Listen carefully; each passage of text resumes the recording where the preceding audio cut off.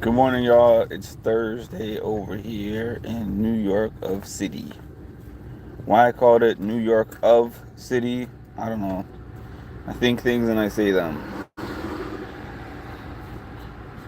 It is, I think, 76 degrees, it said, on this Thursday morning. We are going up to 86, which is hot. And I am not the biggest fan of hot weather, as y'all know. Or as you may not know, but I say this periodically. I'm not a hot weather person. 76, that's fine. But once we get into the mid 80s, probably and up, that's when I'm like, I would rather be inside. Unless I'm on somebody's beach, I'd rather be inside. Anyways, yesterday was a day. Yesterday was a day. I feel tired, but it was not a bad day. It was just, I haven't had that kind of an emotional swing in a long time. I don't even remember the last time I felt that way, that specific way, based on work circumstances. I don't remember. If it has happened before, I don't remember. So, essentially,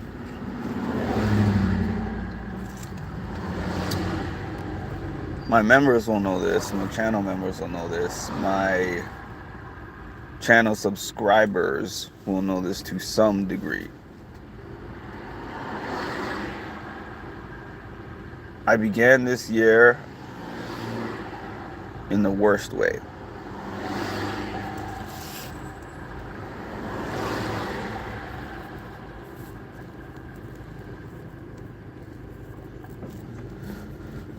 From a work standpoint, I began this year in a worse way. I went through the most traumatic situation that I have ever been in at work. And the company did not have my back in any way, shape, or form. And that was hard. The incident was hard. The response by the job was hard, maybe harder than that. You know, I'll openly say I had to speak to a therapist and everything to get through all of this, and it's not even like it's fully out of my mind. It's just that I've been able to get it out of my mind enough to start trusting people in work environments. That includes client and staff. And I don't mean trust like I would trust someone to jump in front of a bus for me type of trust. I mean, I lost basic human trust because I am somebody who typically feels at least somewhat comfortable around most people in my surroundings. It doesn't mean like I would let my guard down for somebody, one of my work colleagues for the most part, or a client especially, but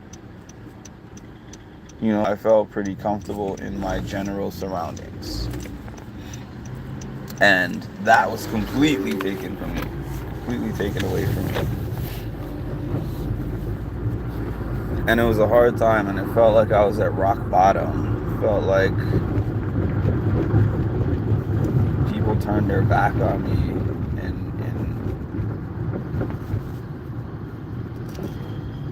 in an instance where something happened to me.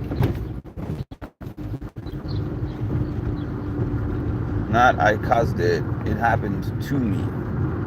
and the end result was being punished, penalized, and all of that stuff for that. So I felt like I hit rock bottom.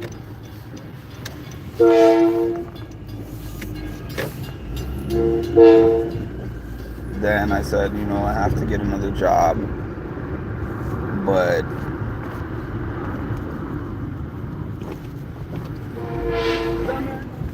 another job is easy.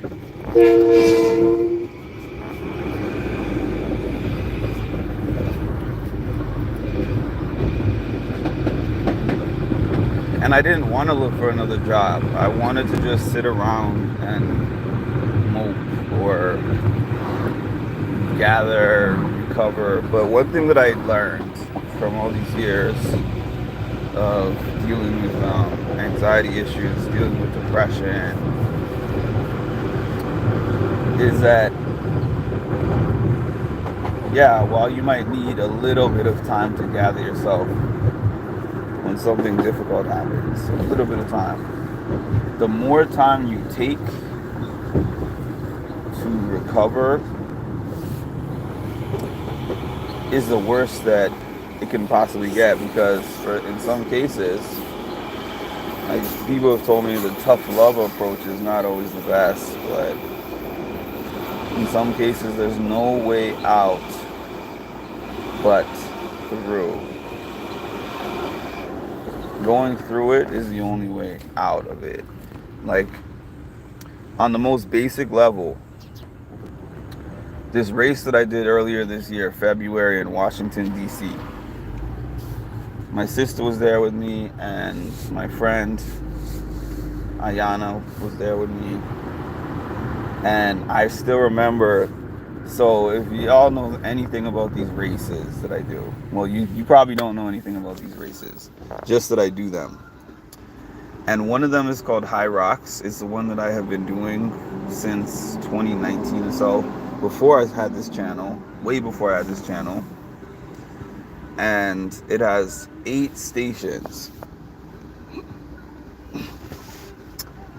And the last station is wall balls. So wall ball is, you get like a 14-pound medicine ball, and you squat and you have to throw it up at a target and hit the target 100 times. And I was going through that, and it was treacherous. And I remember looking up. I kept looking up at Ayana, and Ayana kept saying, "Mark, there's only one way out. There's only one way out." And what she meant by that was, you're at the last station. You know exactly what you have to do to complete this race. Like, it's hard and it's painful, but there's not another way for you to get out of this aside from doing that hard thing. So I did that.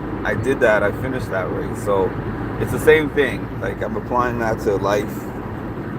The only way that I was going to get out of this hard time was by doing these hard things that I didn't feel mentally, emotionally ready to do. I really did not. So,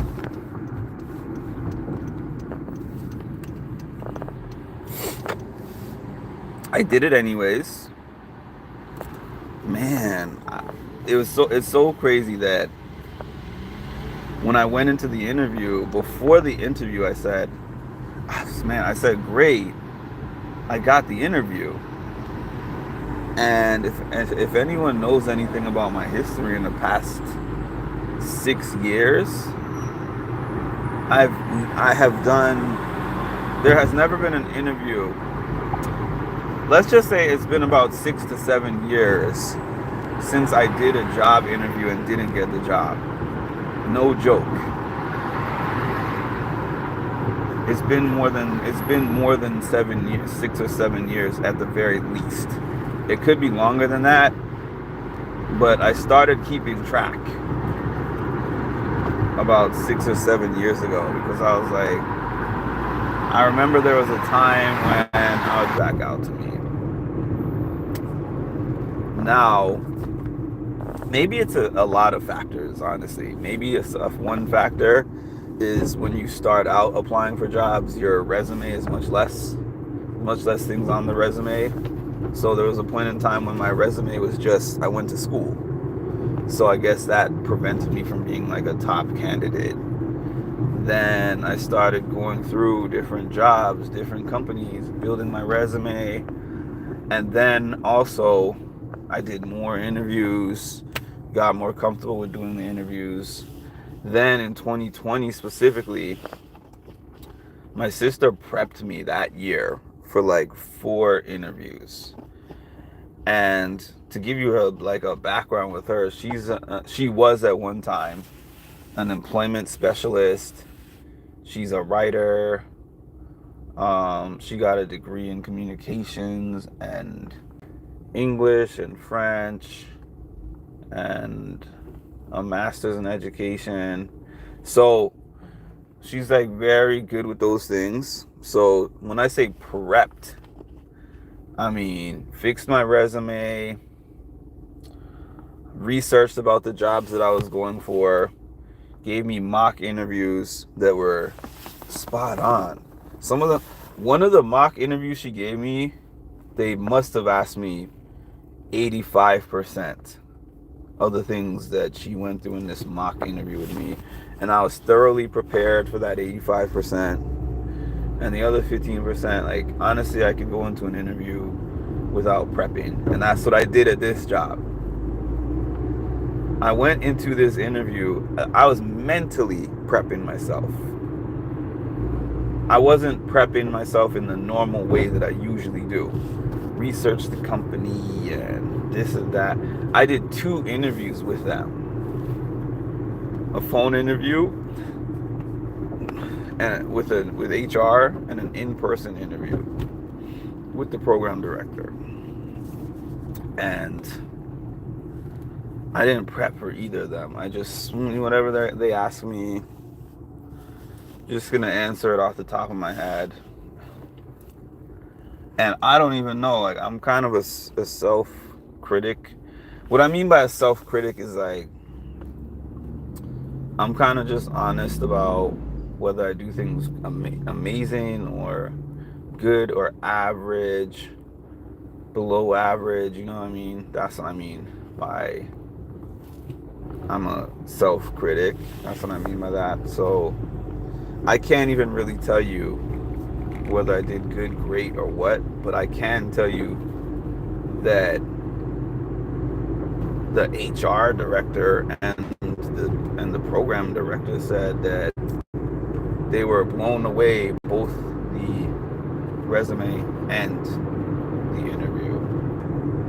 Bear with me as I don't really know where I'm going with any of this. I'm just talking. I'm just talking. So, feeling a little motivational today because, as I mentioned on my community page, I now have a new title. New title comes with a new bag and kind of in a administrative position. I'm still dealing with people. But more on the administrative side.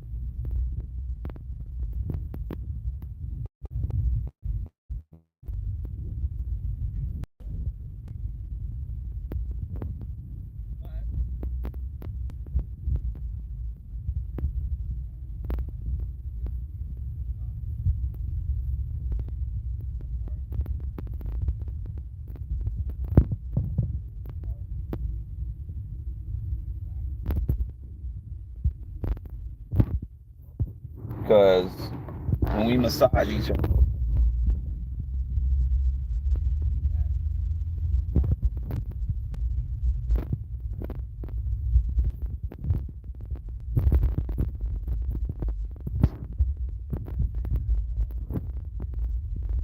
we're about to be looking really different. And if you're at that low point, if you have reached that low point, if you're there, or if you're going there, and I'm saying this realistically, realistically, we all have very low points sometimes in our lives. That's not me wishing a hard time on anybody. It's just being completely real. Like you can be up today and you can be down tomorrow. That's just the truth of the fact of the matter. Because I was doing pretty well, and then an incident happened out of nowhere, not too well. So if and when you reach those low points, remember, hard times don't last forever.